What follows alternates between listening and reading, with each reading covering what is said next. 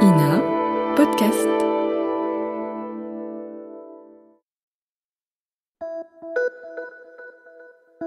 Salut, c'est Clara de l'INA. Cette semaine, dans La vie d'avant, je vous propose une plongée dans le monde des courses hippiques avec deux titis parisiens qui connaissent bien le sujet, Trignol et son copain Bréfort. On est en 1951, ce sport est devenu un jeu d'argent qui touche toutes les couches de la société depuis 1930, année de la création du Pari Mutuel Urbain, le PMU quoi. Aujourd'hui, le PMU a perdu le monopole des paris hippiques, mais il reste le premier opérateur en Europe. Depuis les années 2010, on peut parier sur de nouvelles disciplines comme le saut d'obstacle, de quoi varier les plaisirs du turfiste. Les courses, vous pensez si je connais ce truc-là. Tenez, je vais vous raconter une scène à laquelle j'ai assisté, alors. C'était à la déclaration de guerre de 39, alors qu'il y avait 5 ou 6 000 ou 4 ou 5 000 Parisiens devant les grands placards de Paris Soir rue du Louvre, qui se faisaient du mauvais sang. On affichait l'ambassadeur de Pologne a pris son passeport, etc. C'était la guerre. Il restait encore une 30 ou 40 énergumènes devant le petit placard des courses qui se faisaient un mauvais sang du diable en disant « Oh, j'aurais jamais cru qu'Amazon Beurre ait pu rendre 75 mètres dans le handicap. Croyez-vous, ils se foutaient complètement de ce qui allait se passer. Le turfiste a une mentalité spéciale. Il est hanté par son journal, par son Paris Sport à l'époque ou le jockey. Il ne connaît qu'un truc, faire son papier. Il ne s'occupe pas de ce qui se passe sur la terre. Il ne s'occupe pas de la pluie, du beau temps. Il ne connaît qu'un truc. Où sont les courses aujourd'hui ? Est-ce que c'est Vincennes, Maison Lafitte, Enghien, etc.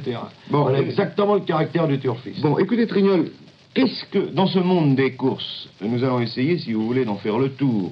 Il y a ceux qui jouent, et puis il y a ceux qui font jouer.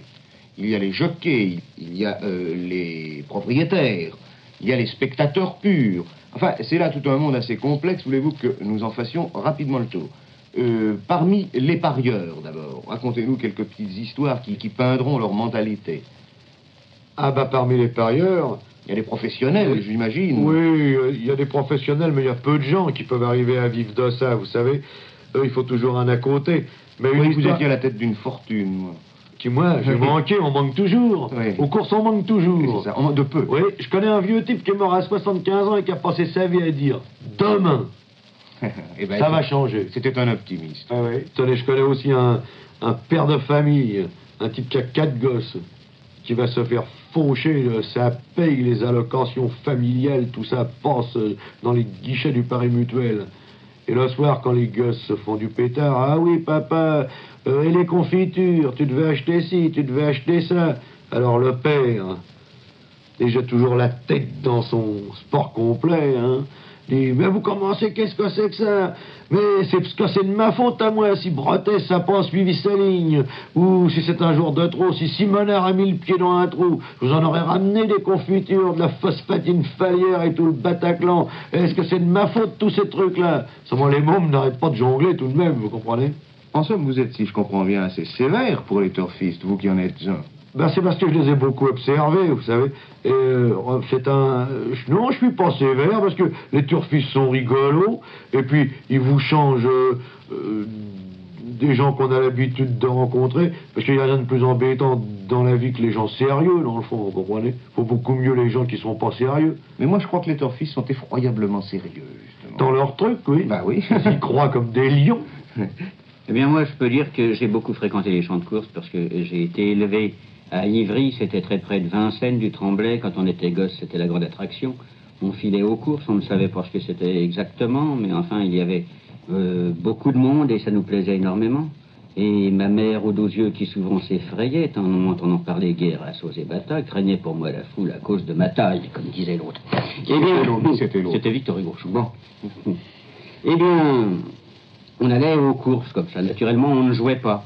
Et j'ai grandi sans jouer, en somme. Je suis un fervent du sport hippique, mais je suis le spectateur, moi. J'aime voir jouer, surtout. Vous aimez voir jouer ou vous aimez les chevaux? Et j'ai été très longtemps, je vais vous faire un aveu, j'ai été très longtemps à fréquenter les champs de course. Et je m'arrêtais, par exemple, à tous les à côté. Ce que j'aime, c'est la faune pittoresque. des courses. Vous savez, tous ces gens qui gravitent autour des champs de course, depuis le bunter jusqu'au tipster, c'est terrible quand même qu'il faille parler anglais pour aller aux courses. Faut dire le yearling, le Didik, le Stertingut, enfin le Valcover.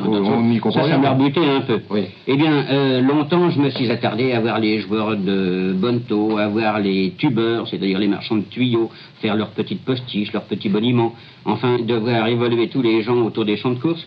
Et puis un jour, j'ai appris tout de même qu'il y avait des chevaux là-dedans, dans cette histoire-là. Et l'envie ne vous est pas venue de mettre un peu de votre argent sur leur dos? Un peu. Remarquez que j'aurais dû être encouragé, parce que je me souviens très bien la première fois que j'ai joué, j'avais joué comme Épaminondas. Frappé d'un fer mortel. Épaminondas, là, ça remonte à très loin. J'avais gagné quelque chose comme 90 francs, j'aurais dû être encouragé. Et puis alors, à Vincennes, tu te souviens qui montait Épaminondas, là? Enfin, c'est Héloïse aussi. Enfin, je n'ai pas persévéré là-dedans. J'ai peut-être passé à côté d'une très belle carrière de turfiste. Oui. Ce qui est curieux, c'est vraiment tous les personnages qui sont aux courses. Alors, il y a une sorte de confrérie, ils se reconnaissent. Et alors là, il n'y a plus de caste. C'est-à-dire que n'importe quel truand qui vit des courses s'adressera aussi bien au baron de Rothschild sur un ton de familiarité. On sent que ces gens-là sont soudés par une grande passion. Oui, exactement. Et le gars qui ne s'exprimait, tiens, tu l'as connu, on l'a vu ensemble une fois. On a tenu la conversation pendant une demi-heure à ce gars-là qui... Cocher fidèle. Il ne parlait que en termes de course. En termes de course. Oui. Il était sourd, il était vieux, il était sourd. Et sans faire attention, avec son par-dessus, il a flanqué par terre la chopine d'un gars qui cassait la croûte. Le gars fait du pétard, surtout que le vin était rare, c'est dans le 41-42. Et moi je lui ai dit, écoutez, on va vous en recasquer une autre, c'est pas la peine de faire du barouf pour une chopine. Le cocher fidèle qui n'avait rien entendu m'a dit, s'est aperçu qu'il y avait quelque chose, il me dit, en somme, il a profité qu'il y avait eu chute pour déposer une réclamation. Exactement. C'est ce qu'on appelle un style. Ah, toujours, il était toujours dans le style course. Et en somme, ce qui est curieux aux courses, c'est que vraiment c'est un grand jeu avec un tas de petits jeux tout autour. C'est une sorte de festival du jeu, puisque l'homme qui va aux courses commence à jouer sa place dans le car ou dans l'autobus, puisqu'il faut déjà jouer des coudes. C'est encore un jeu, jouer des coudes. Hein? Oui. Et alors, ensuite, il est intercepté. Un jeu de mots, d'abord. C'est ça, il y a aussi un jeu de mots. Il est intercepté par les bunters, il est intercepté par le marchand de programme. Il était avant aussi, quand vous savez, quand on vendait ce qu'on appelle des oublis du plaisir, les marchands avec leur espèce de petit tambour basque, là. Oui. Et alors... ils vous vendaient du plaisir, et c'était le terme, ça s'appelait du plaisir. Oui. Hein?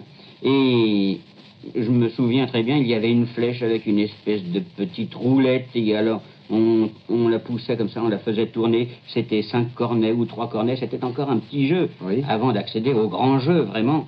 Enfin, certainement, ce sont des gens, on multiplierait les occasions de jouer sur les champs de course, enfin, ils resteraient là toute la nuit. Oui, j'en suis convaincu, ce sont des gens qui aiment jouer. Et ce qui aiment plus jouer qu'ils n'aiment les chevaux. Ce qu'il y a de rigolo dans les courses, c'est que les courses arrivent à contaminer tous les gens qui viennent travailler aux courses. Par exemple, les agents se mettent à flamber, se mettent à jouer. C'est vrai? Oh là là, les agents vous disent, comme ils n'ont pas le droit de jouer avec leur uniforme, tenez monsieur, vous voulez me mettre 100 et 100 sur le numéro 6.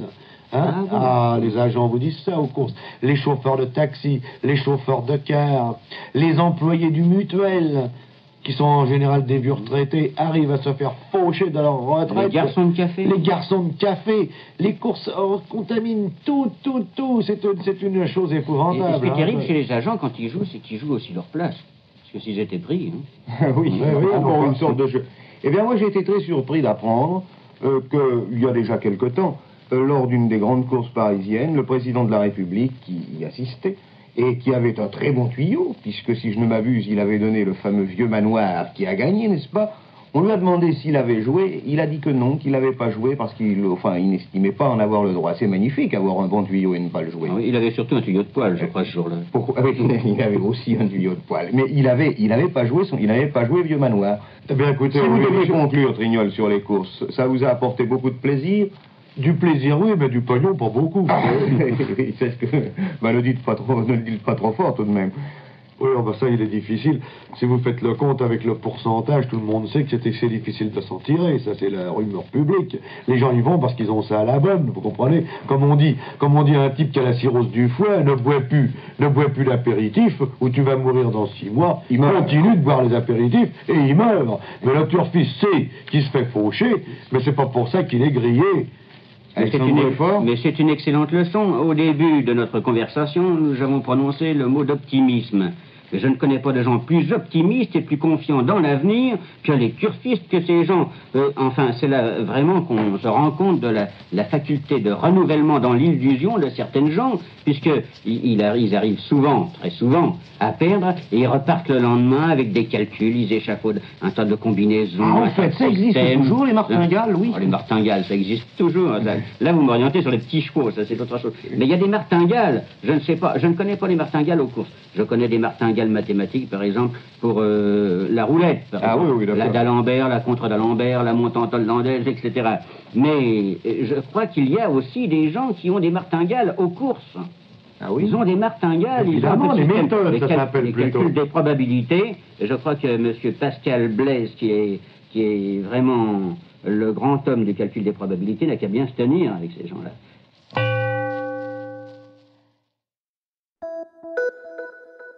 Merci d'avoir écouté cet épisode. S'il vous a plu, partagez-le et abonnez-vous pour ne rater aucun nouvel épisode. Je vous retrouve la semaine prochaine pour une nouvelle rencontre dans la vie d'avant. En attendant, vous pouvez écouter d'autres récits en archive sur INA Podcast.